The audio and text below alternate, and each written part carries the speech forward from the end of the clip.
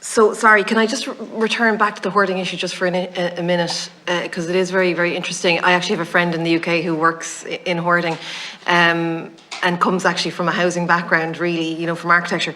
But one of the things that we talk about a lot between the two of us is that councils in the UK have started to set up specialised, like it's a growing disease because we own more stuff, and obviously that often like links then into trauma and it comes out like that. So they're setting up specialised units. They're starting to take it very, very seriously. Is that something that maybe we should be looking at in Ireland? I think in fairness, Deputy, I think that is the direction of travel. Do you know what I mean? We need to combine both the environmental health and services of the local authority with the emotional and mental health supports needed to cope with this. But as you say, it's a growing problem that is usually discovered when it reaches crisis point. Yeah, and it does immense damage to buildings. So obviously the council, as the planning authority, has a kind of a vested interest there in ensuring people are supported through it. Oh, I think so. I mean, and they also have a vested interest in the fact that obviously environmental health issues come into play usually from that situation. So I think the fact of bringing, and I suppose in an awful lot of situations in Ireland, we need, there's a policy, I think 2019, the health and housing set out their things, and we need an awful lot of that policy because there's an interplay between those two departments that is vital to people ageing in the community. Okay. Can I ask, I just want to take a minute to ask about funding a little bit more. Were you surprised in the 2022-24 implementation plan for sharing the vision that there's so little on, there doesn't seem to be a huge amount on older people, and actually I in just preparation, I couldn't find any mention of loneliness particularly. Is that a major stumbling block in terms of, you know, during the annual budget then, if it's not written into documents like this, it is an uphill battle? Yep.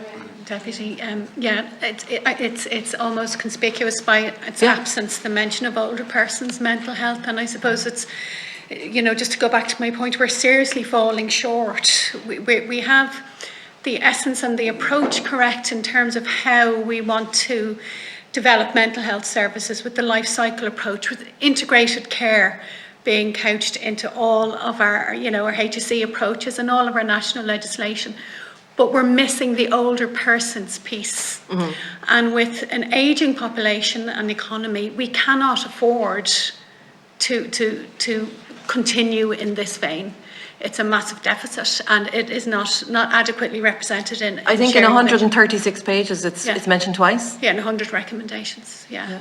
So it's very much absent. Can I ask then, as a follow-up, because you yourself have talked just there a little bit about the integration of services, and I suppose that's something that we see across a number of sectors, not just with older people, across mental health. In any group, in any cohort, needs an integrated service. You see it in, let's say, disability services because it involves people's families, etc., etc. One of the things that comes up time and time again when I ask, you know, why this programme hasn't been done or who to ask about, like following up on something, is you get directed right back to the HSE as the kind of the core primary source of why are you spending this money, or why aren't you spending this money, or how is it being spent? So if we're going to see like a full integration of services, and obviously with older people, it's not just health. You know, you are talking about housing, and I want to talk a little bit about day centres maybe in a little bit. But is that kind of centralisation of the funding where every question goes back to the HSE when it comes to mental health, is that useful for integration? You know, is it possible that, let's say, some funding comes through Pobble or one of these, you know, through community groups in a more dispersed way? Is that centralisation of funding resources for mental health through the HSE working for us? Just if that's okay, Reverend, I might just say, if we're talking about real working outside of silos and collaboration and interagency work, it then follows that the funding would have a similar framework, that it would be more diverse, and that it would focus on community, it would focus on healthcare, it would focus on mental health. You know, sorry, Martin, go ahead. No, and I made the point in my opening submission about, you know, the new regional health authorities, which are in many ways just. I'm well aware.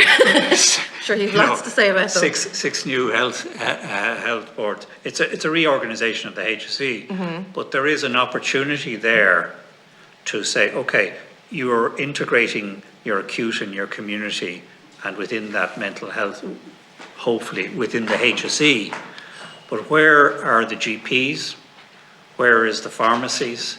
Where is the citizens groups and the self-help groups and the mental health groups? Where is the independent advocacy groups? They're kind of, they're in somewhere in the corner of the PowerPoint slide, if I could put it politely. Yeah. And I think that's one of the problems, and it really is the establishment of the regional health authorities. They will each have a CEO who will report to a CEO, Bernard Gloucester. But currently, there is no structure where you can ask this question of the regional health authority in which you, Deputy, would live. Yep. And I think that this is one of the democratic deficit. I don't mean that everybody's going to vote as to whether we're going to have a knee surgeon in RD. No, That's but not when the we issue, had but that devolved version before Exactly. with the let's say the Midwestern Health Board, councillors went to those meetings and could ask specifically. So there was Precisely. a democratic role there. Precisely, and I think that's one of the questions that has to be asked.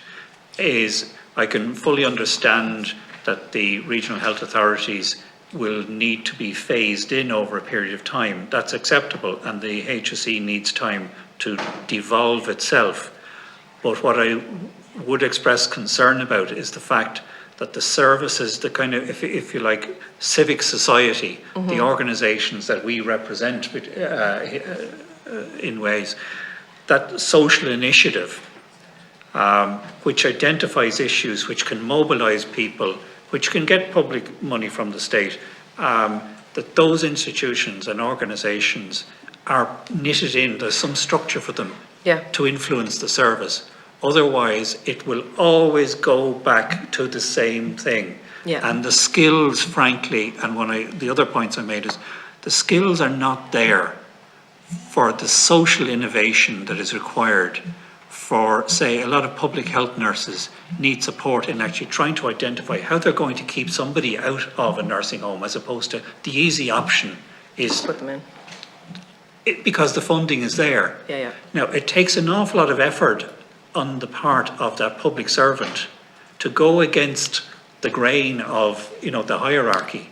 Even if the top of the hierarchy totally supports them, it is, there has got to be new ways of actually developing our public services. Think of them more as services for the public rather than traditional public services, if I could put it that way. Yep, absolutely. Did you want to come in on that? Or? Yeah, just, I suppose, taking the integration of services, I suppose, for us, if you take some positives, we'd welcome the likes of the enhanced community care, where basically an assessment to move more services into the community is done.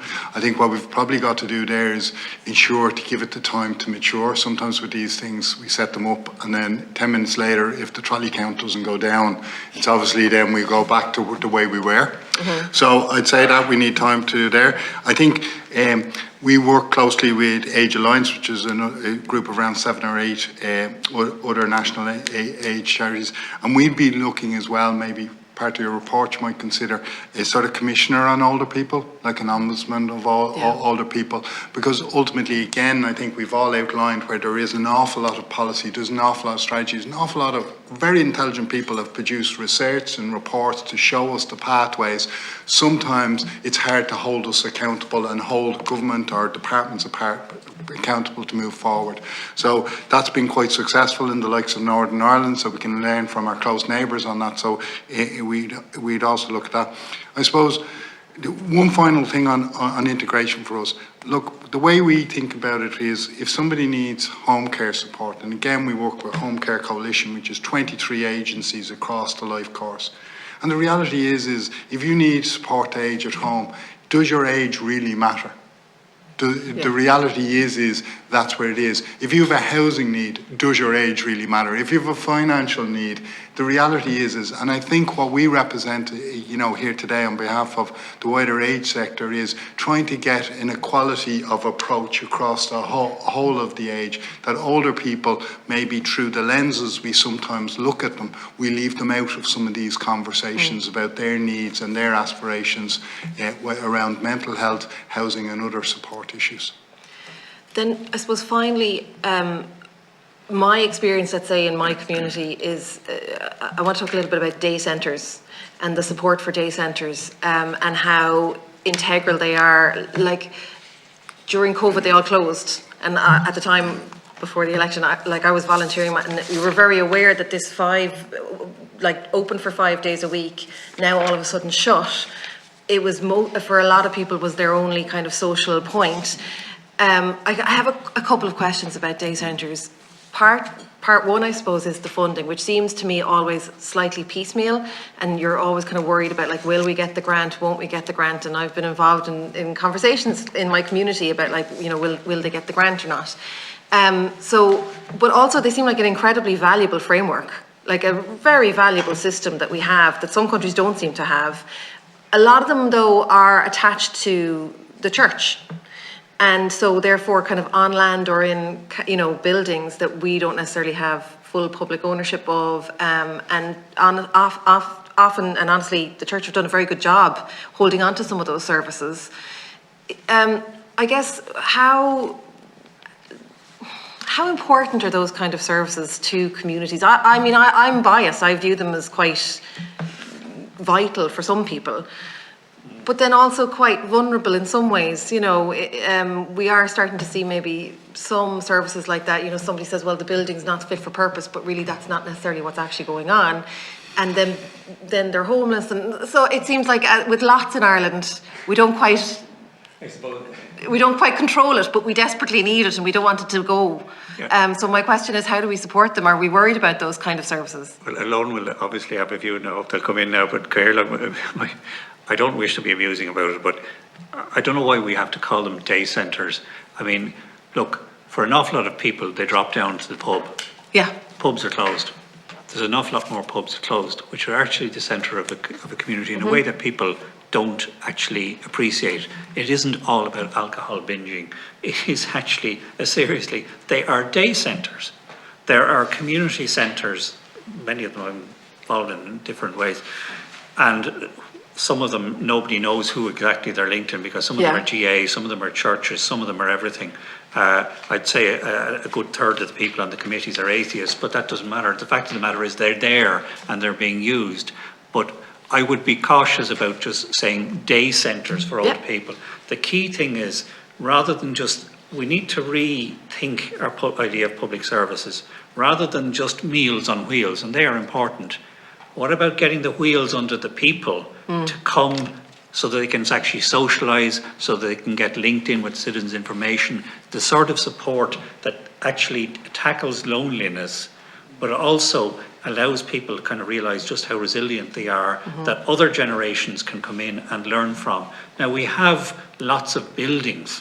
The question is, looking for money for buildings, day centres, and that meet this criteria, a very high level. Well, the world doesn't operate like that. Why do they have to meet some HICWA-like standard? Tons of older people live their lives dropping in and out of all sorts of houses which are not necessarily meeting HICWA standard or anybody else's standards. But let's just think about, it's the actual engagement with each other and where that can happen.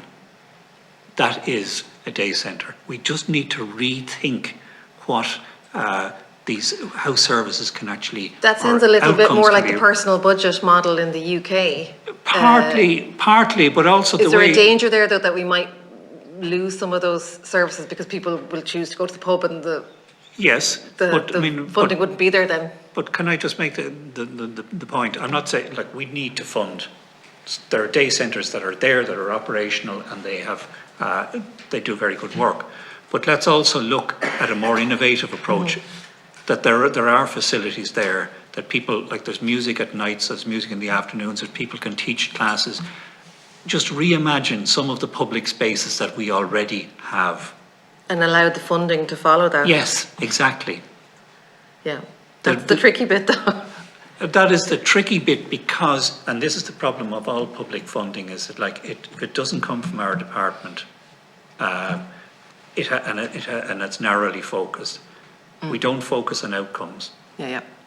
We funded a major piece of research some years ago with the late Trutz Hassa and Kieran McKeown, and we put forward a completely new view of how supports and services for older people could be actually looked at through social enterprise. And I still believe in that approach, that we actually need to use money in a more enterprising way. And businesses will benefit, older people will benefit, and we will, in the process, develop a new way of providing public services. Okay, thank you. Mr. Moynihan, would you like to come in? I think for us, day centres are part of the infrastructure and the choice for older people to create places where basically we can have social connection, where things, I suppose for us, we'd look at them as well as, you know, at one stage we were in discussions where part of the HSE in somewhere in the country was asking us to take over 5 different day centres. And the problem was, or the thing we discovered was, because it's not our area of expertise, is they were all run very differently, right? But yet not necessarily run on the basis of a programme. So you can have a situation where older people create the connection, create and drive some of their own activities, but at the same time is for mental health, you know, we can be identifying people who maybe have loneliness, who have social anxiety, and we can intervene. For those who maybe have lost physical capacity, we can be running the type of social and physical activities to keep people healthy and well.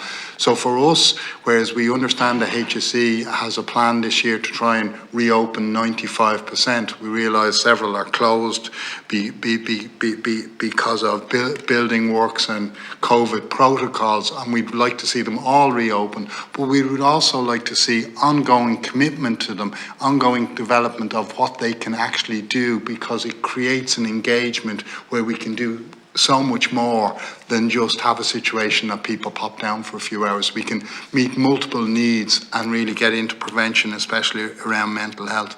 One final thing there was my colleague from Sage, Mervyn, pointed out the idea of looking at funding things slightly different. I think the reality is for us, the likes of social enterprise is really an interesting concept that should be explored and expanded more on the basis of whether it's the housing with support we talked about earlier, where that could be run as a social enterprise, but it also means that less older people will feel they are entitled to a service rather than relying on we try and use NGO rather than charity, because we don't want any older people or person to felt with all the contribution they've given to the community, everything, but just because they ended up in loneliness or poor housing and financial conditions, that they're relying on charity. So we very much like to see ourselves as a service, and we think that's a type of philosophy that social enterprise promotes.